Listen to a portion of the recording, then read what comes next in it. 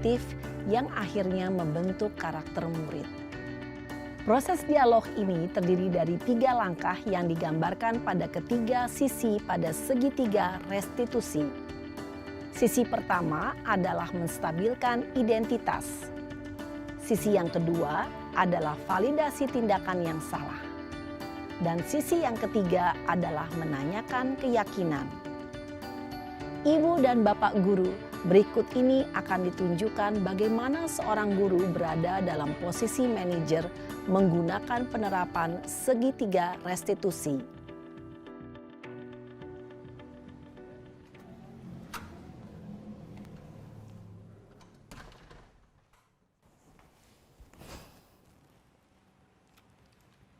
Siang, Sarah. Siang, Pak. Sudah lama nggak ketemu Sarah. Kenapa hari ini ada di sini? Kesel, Pak. Kesel banget. Masa aku dikatain tukang fitnah, Pak? Ya aku marah lah. Aku balik ngatain Eka di depan kelas. Kesel banget. Oh, begitu. Ya pasti kamu marah dan kesal. Bapak juga akan marah apabila ada yang menuduh Bapak seperti itu.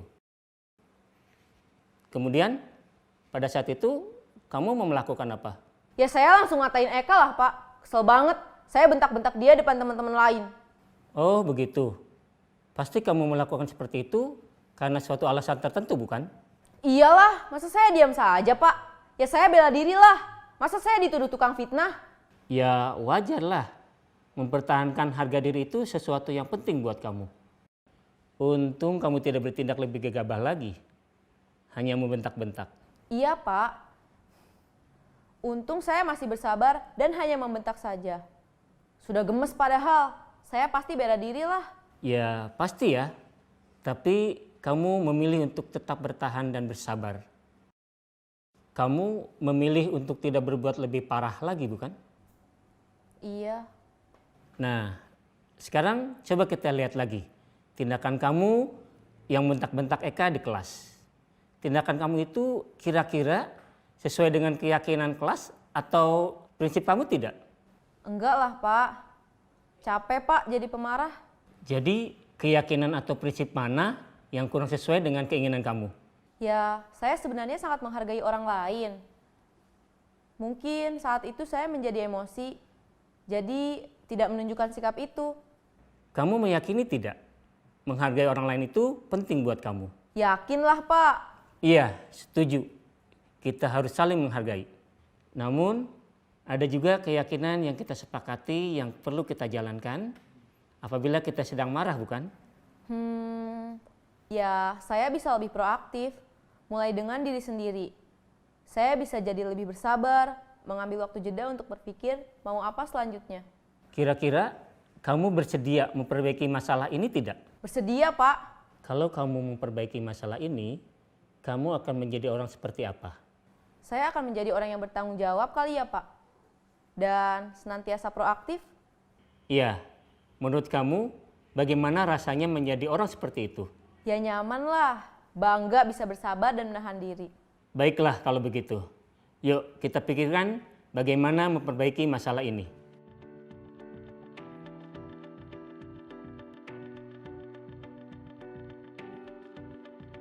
Ibu dan Bapak guru hebat. Baru saja kita menyaksikan contoh bagaimana seorang guru berada dalam posisi manajer menggunakan penerapan segitiga restitusi. Mari kita bahas satu persatu.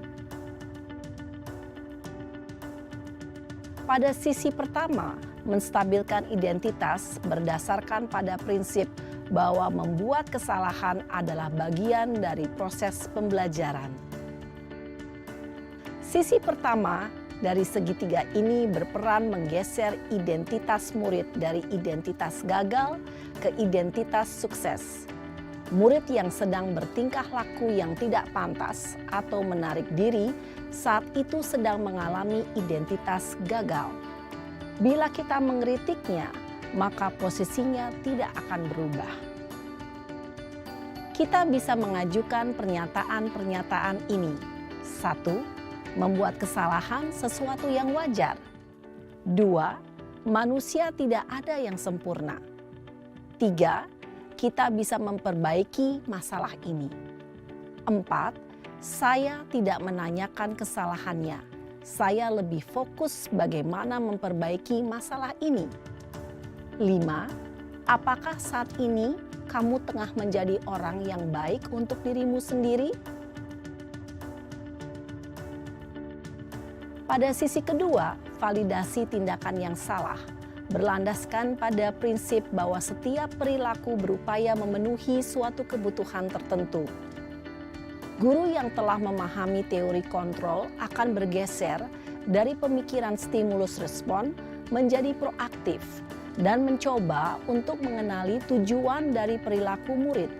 Mengenali dan mengakui kebutuhan murid ini dapat memperbaiki hubungan dengan murid tersebut. Pernyataan atau pertanyaan bisa disampaikan dengan nada suara tidak menghakimi atau memojokkan, sehingga dapat mengembalikan murid pada posisi positif. 1. Kamu bisa saja bertindak lebih gegabah lagi dari ini. 2. Kamu bukan melakukannya tanpa suatu alasan tertentu. 3. Kamu melakukannya karena mempertahankan sesuatu yang penting bagimu. 4. Mungkin kamu bisa mempelajari suatu perilaku baru yang lebih efektif. Bersediakah kamu mempelajarinya? Selanjutnya, kita akan simak sisi terakhir, yaitu menanyakan keyakinan.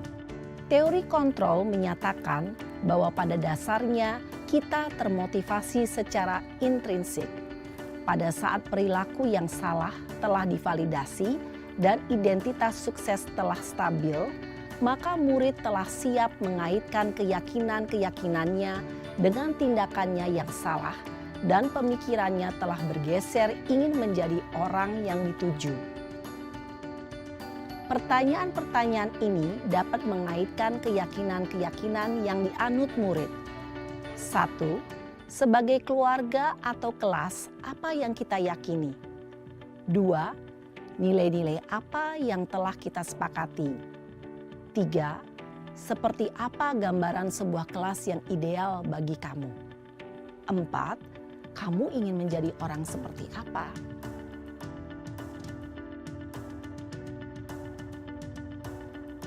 Dalam menerapkan segitiga restitusi, perlu diperhatikan beberapa hal, yaitu 1. Perilaku yang salah perlu dikaitkan dengan nilai-nilai atau keyakinan-keyakinan yang telah disepakati atau dituju. 2. Kesediaan orang yang melakukan kesalahan untuk memperbaiki masalah. 3. Pemecahan masalah sebisa mungkin relevan atau memiliki hubungan dengan masalah yang ada. 4. Usaha. Perlu adanya suatu usaha perbaikan dari pihak yang berbuat kesalahan. 5. Waktu. Perlu didedikasikan waktu dari pihak yang berbuat kesalahan. Tanyakan kapan akan mulai diberlakukan usaha untuk memperbaiki masalah. Dengan memahami struktur penerapan segitiga restitusi, diharapkan guru dapat menerapkan posisinya sebagai manajer dengan mengajukan pertanyaan-pertanyaan bermakna yang dapat membuat murid menjadi lebih percaya diri, bertanggung jawab, dan mandiri. Nah, Ibu Bapak Guru perlu tidaknya mengikuti ketiga tahapan dalam segitiga restitusi bergantung pada ringan beratnya suatu permasalahan. Misalnya, bila permasalahan tersebut ringan, maka tidak perlu dijalankan secara berurutan. Bahkan bisa semudah menanyakan apa keyakinan yang kita sepakati. Dengan menjalankan segitiga restitusi, dengan mengajukan pertanyaan-pertanyaan bermakna, diharapkan murid menjadi lebih kuat secara pribadi, dapat membuka wawasan murid agar dapat menyelesaikan permasalahannya sendiri, semakin percaya diri, mandiri, dan merdeka. Salam dan bahagia, Ibu Bapak Guru hebat.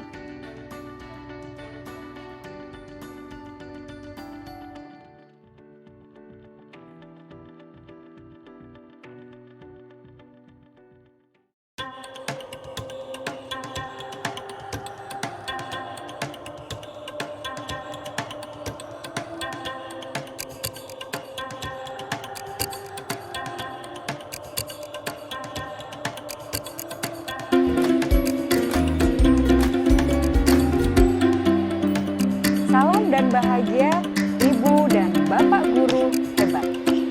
Untuk membangun budaya sekolah yang positif dengan lingkungan yang aman dan mendukung murid untuk menjadi pribadi yang berdaya, seimbang, dan bahagia, salah satu upaya yang dapat dilakukan oleh guru adalah memahami kebutuhan dasar yang mendasari perilaku guru. Pada video kali ini, kita akan membahas tentang 5 kebutuhan dasar manusia.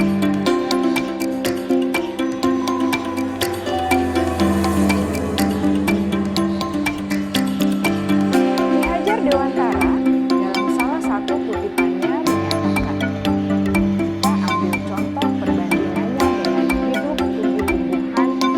Seorang petani dalam hakikatnya sama kewajibannya dengan seorang pemilik yang menanam padi besar.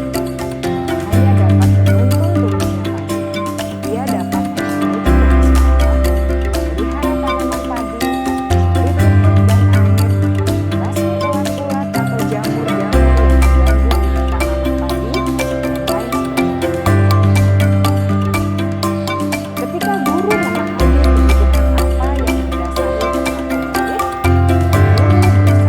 guru berusaha menuntun dan mendukung murid dalam memenuhi kebutuhannya secara positif.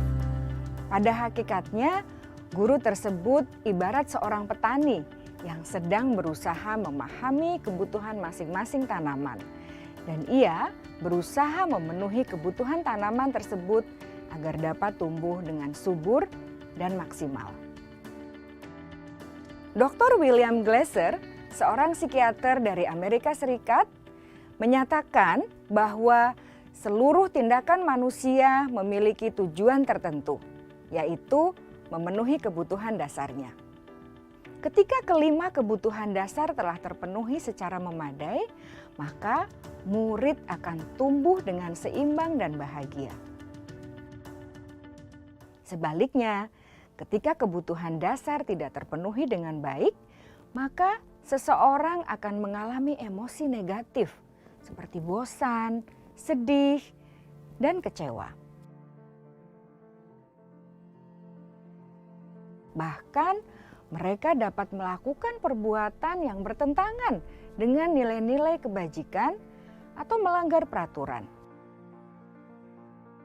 Dengan kata lain, perilaku buruk seseorang biasanya adalah respons dari kebutuhan yang tidak terpenuhi. Namun, mereka tidak tahu cara untuk menyampaikannya. Ada 5 kebutuhan dasar manusia menurut Dr. William Glasser, yaitu yang pertama, kebutuhan untuk bertahan hidup atau survival. Yang kedua, kebutuhan untuk merasa diterima atau love and belonging. Yang ketiga, kebutuhan akan kebebasan atau freedom. Yang keempat, kebutuhan akan kesenangan atau fun. Dan yang kelima, kebutuhan akan penguasaan atau power.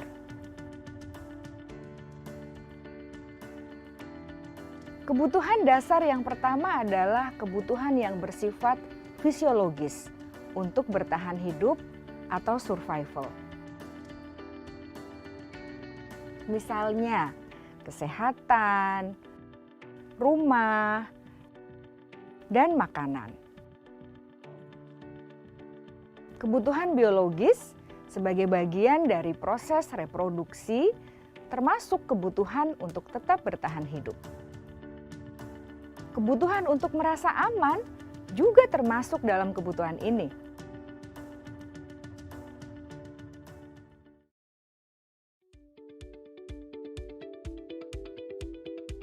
Agar murid dapat belajar dengan baik, kebutuhan mereka akan rasa aman, pangan, sandang, dan papan harus terpenuhi. Bagaimana mungkin mereka dapat belajar dengan baik bila mereka datang ke sekolah dengan perut yang lapar atau bila rumah mereka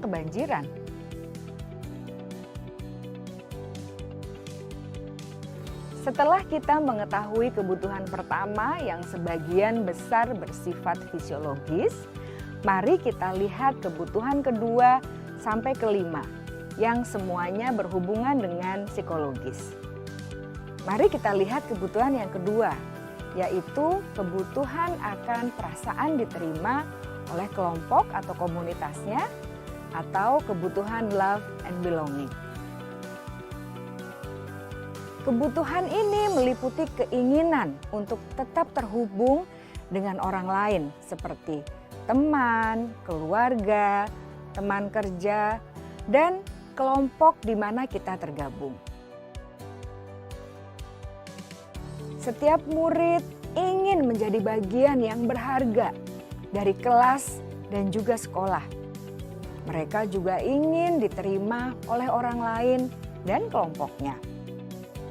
Bahkan murid yang terlihat paling cuek pun jauh di dasar hatinya pasti ingin merasa diterima. Sebagai guru seharusnya kita dapat menerima murid kita apa adanya, sesuai dengan kodratnya. Karena setiap murid adalah unik. Mereka memiliki kekuatannya masing-masing sehingga guru seharusnya bisa menciptakan kesempatan untuk murid berkolaborasi dan memiliki ikatan emosi satu sama lain.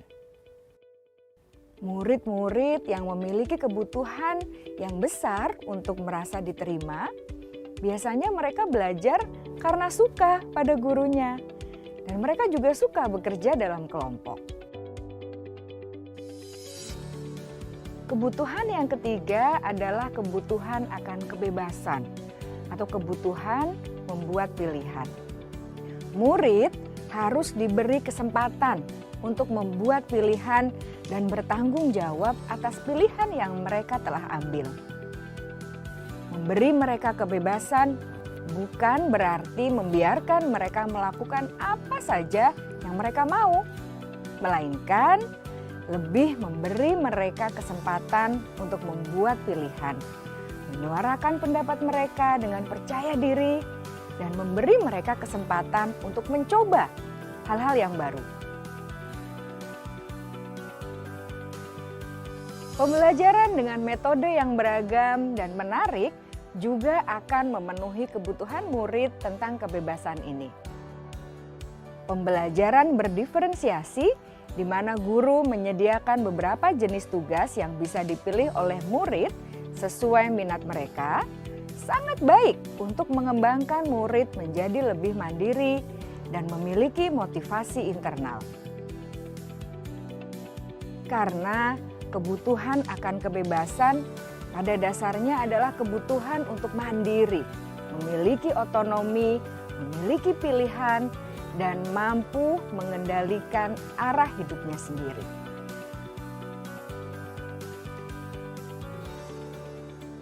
Kebutuhan yang keempat adalah kebutuhan akan kesenangan. Bayangkan Bapak Ibu, hidup tanpa rasa senang. Betapa menyedihkannya. Glasser menghubungkan kebutuhan akan kesenangan dengan belajar. Jangan sepelekan kebutuhan murid untuk merasa senang di kelas. Sebagai guru, jangan ragu-ragu untuk dengan sengaja memasukkan kegiatan yang menyenangkan dalam kelas. Murid-murid dengan kebutuhan dasar kesenangan yang tinggi ingin menikmati apa yang mereka lakukan. Mereka juga konsentrasi tinggi saat mengerjakan hal-hal yang disenangi.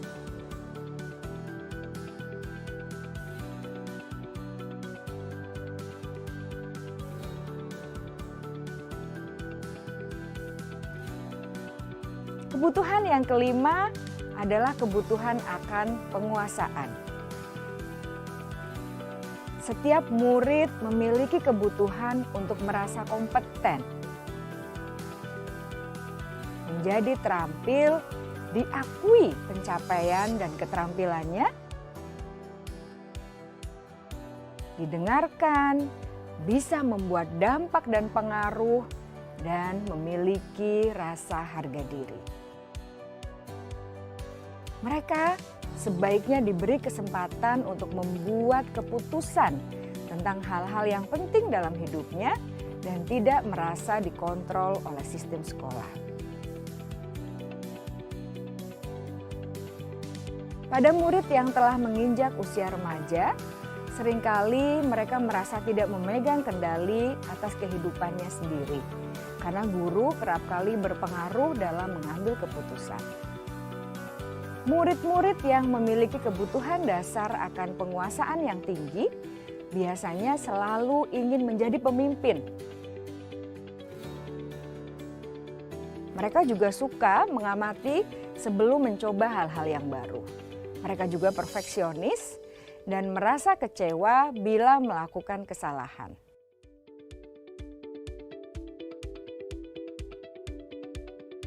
Ibu dan Bapak guru sangatlah penting bagi kita untuk mengetahui kebutuhan dasar murid-murid, agar kita memahami alasan di balik sikap dan tingkah laku mereka.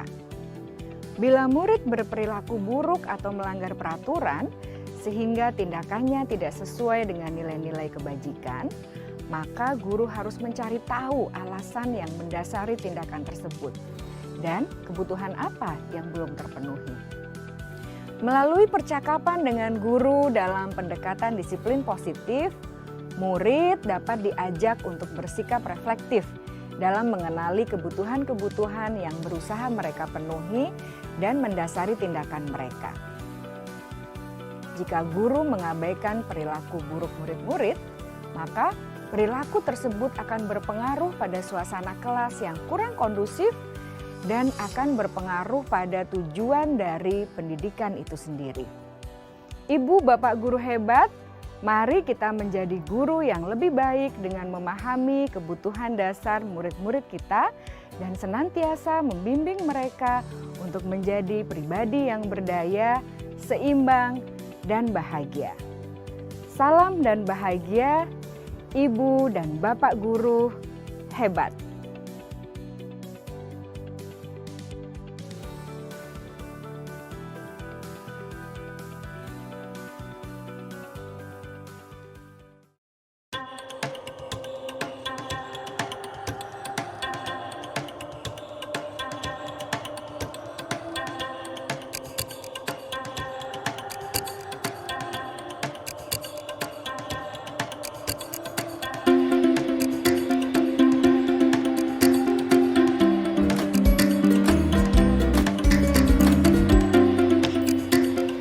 Bahagia Ibu dan Bapak guru hebat. Dalam penerapan disiplin positif restitusi, salah satu program yang dikembangkan adalah 5 posisi kontrol.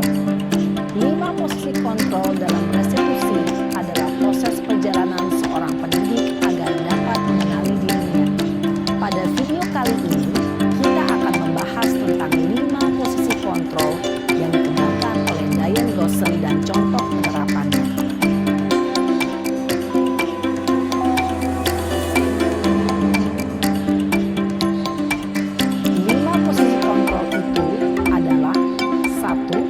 Posisi penghukum. 2. Posisi pembuat merasa bersalah. 3. Posisi teman. 4. Posisi pemantau atau monitor. Dan 5. Posisi manajer. Untuk lebih memahami kelima posisi tersebut, mari kita saksikan kasus Naren yang terlambat hadir 20 menit di sekolah dan melihat bagaimana kelima posisi kontrol dalam menghadapi masalah tersebut.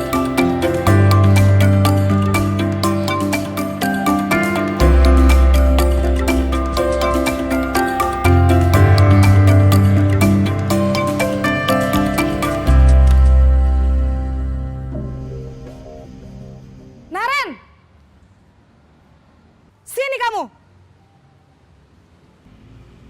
Selamat pagi, Bu. Selalu terlambat. Kamu deh, pasti terlambat. Maaf, Bu. Saya... Apa? Apa coba? Alasan kamu apa lagi? Kapan sih kamu tidak terlambat? Malas sekali ya kamu jadi anak. Saya... Dasar pemalas. Gak kapok-kapok sih kamu. Sudah berapa kali terlambat? Sana, kamu keliling lapangan basket 2 kali. Kenapa saya harus keliling lapangan basket, Bu? Kenapa? Kamu mau lawan ibu? Berani-beraninya jawab, sudah terlambat, masih berani jawab pula. Sekarang, keliling lapangan basket 5 kali sekalian, biar kapok. Cepat, pergi sana ke lapangan basket. Posisi penghukum biasanya berbicara dengan nada tinggi, menghardik, menunjuk-nunjuk, menyakiti, dan menyindir. Hukuman bisa berupa fisik maupun psikis. Ibu dan bapak guru hebat. Dampak yang terjadi pada murid ketika guru berada pada posisi penghukum adalah murid cenderung akan memberontak, bahkan menyimpan dendam.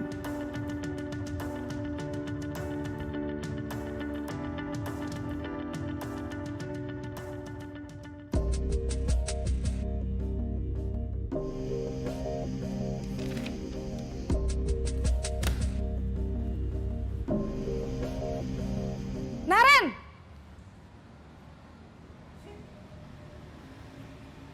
Selamat pagi, Bu. Naren.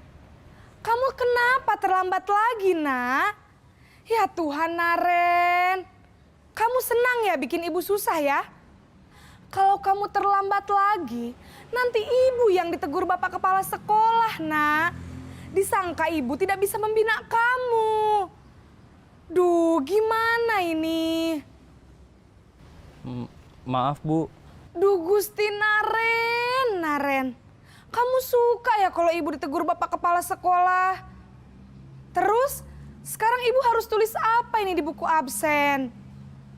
Ini kamu sudah sering terlambat loh. Ibu harus apa coba? Maaf, Bu. Maaf sekali. Ya sudah, lain kali jangan bikin ibu susah lagi ya, Nak ya. Ibu tidak akan kuat lagi kalau kamu begini terus. Bisa jantungan kalau ibu ditegur bapak kepala sekolah. Sana cepat ke kelas. Maaf ya, Bu. Maaf sekali. Posisi pembuat rasa bersalah berbicara dengan nada tenang, cenderung lembut. Namun kata-kata yang diutarakan membuat murid merasa menjadi orang yang gagal.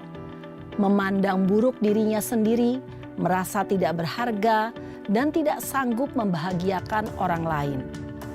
Ketika guru mengambil posisi pembuat rasa bersalah, murid akan menganggap dirinya yang bersalah dan ia akan menyimpan emosi negatif tersebut di dalam dirinya.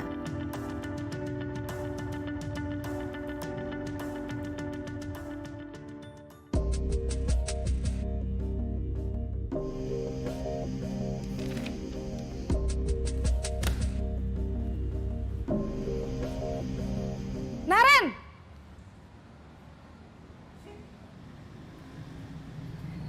Selamat pagi, Bu. Wah, sudah jam berapa ini, Nak? Terlambat lagi ya, sayang. Iya, Bu. Habis ibu saya lupa bangunkan saya, Bu. Kamu malah menyalahkan ibu kamu.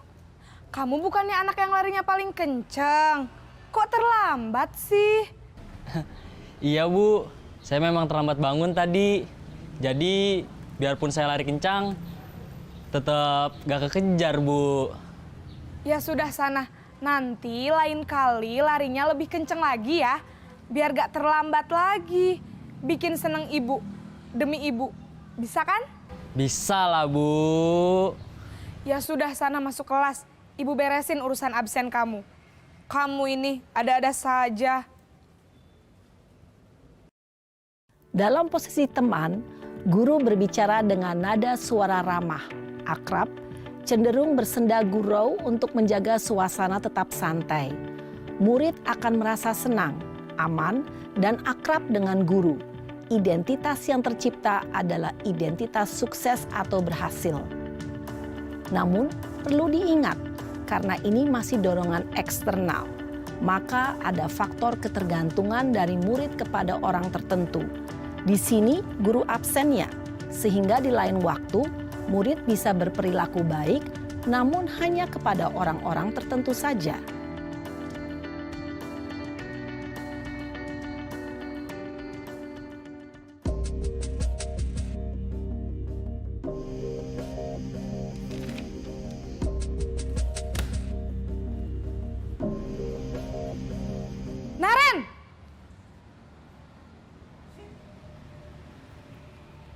Selamat pagi, Bu. Naren, apa peraturan sekolah kita tentang jam berapa kita harus masuk sekolah, nak? Kita harus di sekolah jam 7, Bu. Iya, betul. Sekarang sudah jam 7.20. Naren sudah tahu konsekuensinya jika terlambat hadir. Paham, Bu. Saya harus tinggal kelas pas jam istirahat selama 20 menit. Iya, benar. Konsekuensinya demikian. Jadi nanti jam 9.30 pas istirahat, kamu harus tinggal di kelas, kerjakan tugas tambahan untuk ketertinggalan kamu, ya? Baik, Bu. Posisi pemantau mengandalkan penghitungan atau data untuk mengontrol murid. Guru mengarahkan murid berdasarkan peraturan dan konsekuensi. Seorang pemantau menunjukkan bahasa tubuh dan ekspresi wajah yang datar dan cenderung formal.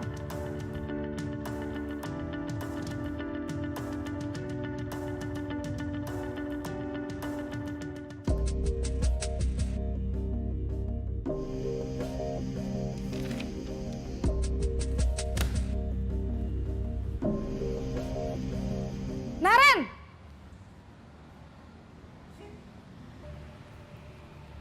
Selamat pagi, Bu. Selamat pagi, Naren. Maaf, Bu. Saya terlambat. Iya, sekolah masuknya jam 7, sekarang sudah jam 7.20. Jadi sekarang bagaimana ini, Naren? Maaf, Bu. Saya lupa setel alarm saya semalam. Baiklah, menurut kamu, keyakinan sekolah yang mana yang perlu kamu tingkatkan? Menghargai diri sendiri dan orang lain mungkin ya, Bu. Setuju. Jadi, apakah Naren meyakini prinsip saling menghormati tersebut? Iya, Bu. Saya meyakininya. Apakah Naren bersedia memperbaiki masalah keterlambatan ini? Bersedia, Bu. Bagaimana kamu akan perbaiki masalah keterlambatan ini? Saya akan coba untuk tidak lupa menyetel alarm saya, Bu. Baik, kalau Naren lupa menyetel alarm di rumah, ada orang yang kira-kira bisa bantu mengingatkan tidak? Ada, Bu. Kakak saya, Kak Ema. Ada lagi selain Kak Ema? Selain Kak Ema, ada ibu saya. Baik, jadi yang mengingatkan Naren adalah Kak Ema dan ibu kamu ya? Kira-kira akan mulai setel alarm kapan nih, Naren? Setelah pulang sekolah, akan segera saya lakukan. Baik, jadi Naren akan setel alarm untuk bangun besok pagi dan akan diingatkan oleh kakak dan ibunda Naren ya. Ada lagi yang mungkin perlu dilakukan, Naren? Agar tidak terlambat bangun lagi. Tidak ada, Bu. Baik, Naren. Terima kasih untuk kerjasama kamu. Sekarang kamu perlu kembali ke kelas untuk belajar. Baik, Bu. Terima kasih. Posisi manajer adalah posisi kontrol yang disarankan untuk membimbing murid memiliki sikap disiplin yang positif, yaitu murid yang mandiri, bertanggung jawab, dan dapat memecahkan masalah. Tujuan dari posisi ini adalah agar murid dapat berefleksi atas tindakannya. Guru akan dengan tulus memberikan pertanyaan-pertanyaan bermakna, sehingga membuat murid dapat belajar dari kesalahannya dan mencari sebuah solusi untuk menyelesaikannya. Ibu dan Bapak guru hebat, setelah mengamati adegan kelima posisi kontrol tadi, kira-kira posisi mana yang paling ideal? Posisi mana yang dapat menunjang motivasi intrinsik murid? Ya, tentu posisi manajer. Posisi ini memang posisi ideal yang ingin dituju setiap pendidik. Pada posisi inilah, guru dapat menerapkan disiplin positif yang berpihak pada murid, yang memerdekakan murid. Perjalanan seorang pendidik tentunya tidak mudah untuk sampai pada posisi seorang manajer. Namun, tujuan kita pasti, yaitu menciptakan murid-murid yang mandiri, merdeka, dan bertanggung jawab. Semoga penggambaran 5 posisi kontrol yang telah diperlihatkan ini dapat menjadi ajang refleksi bagi kita semua, agar dapat terus mengasah dan menerapkan disiplin positif yang memerdekakan murid. Mari terus berlatih dan bersemangat. Selamat menerapkan. Salam dan bahagia, Ibu dan Bapak guru hebat.